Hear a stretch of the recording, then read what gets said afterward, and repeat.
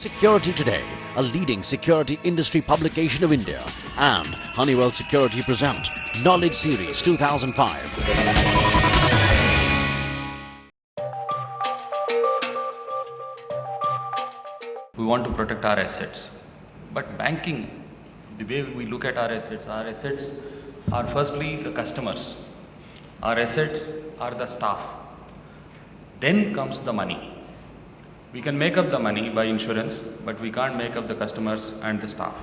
Easy to fall back on, doesn't have or should not have any lapses and lacunas, takes off the human errors as far as delivery is concerned, and is a day and night, 24 hours, untiring sort of security. We can use the security to enhance our business. We can, as Brigadier said, that to prevent an untoward incident or money going into the wrong hands. I believe the framework that allows an economy to rise, I'm not talking about the individual retail customers here, heavy investments to come into the country, would be based on the perception that they have of how well their investment is protected from a country's perspective. There is also a critical element in the bank, which is the database.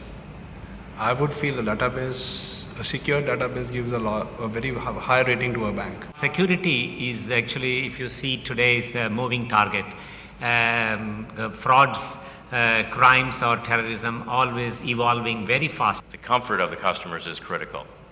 Banks want to make sure that if the customers are coming in doing business with them, that they're feeling comfortable in doing that there's safety involved, that there's protection involved, and there's a balance between providing that deterrence, and one of the previous speakers had mentioned the balance between security being seen or not seen, but felt.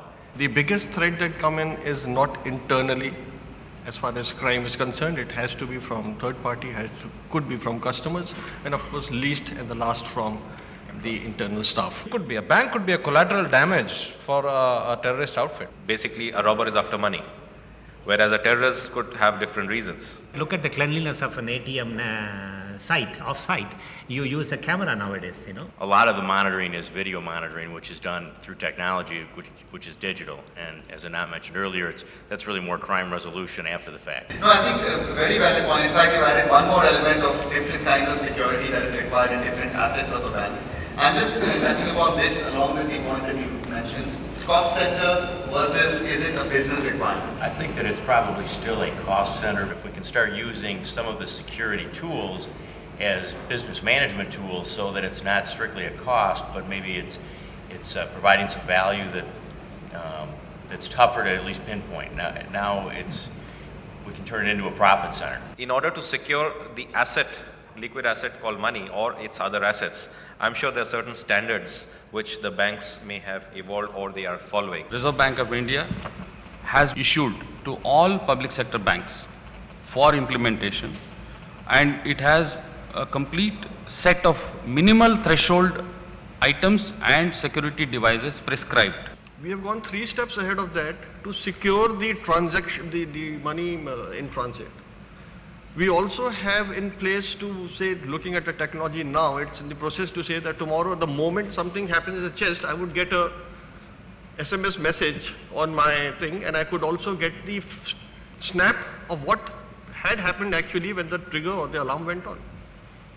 And we must have a force to counter or respond to that alarm, and that is more important. When we say it doesn't fail, means it has to have a backup of a self-analyzing, self-reading, self-diagnostic, and self-isolating in case not repairing. That's sort of a technology that we look forward to. Something like open system interfaces, interoperability. Any technology should be affordable and it should be repeatable, so it can be easily implemented. In branches, I've seen a simple mechanism of one branch head doing a check and audit on the other branch. The dividend is huge. As far as the technology as it comes out, the key in one of the messages that I'm getting here is that as products are being developed, the discussions have to take place before a product is taken back to market. Security Today, a leading security industry publication of India, and Honeywell Security present Knowledge Series 2005.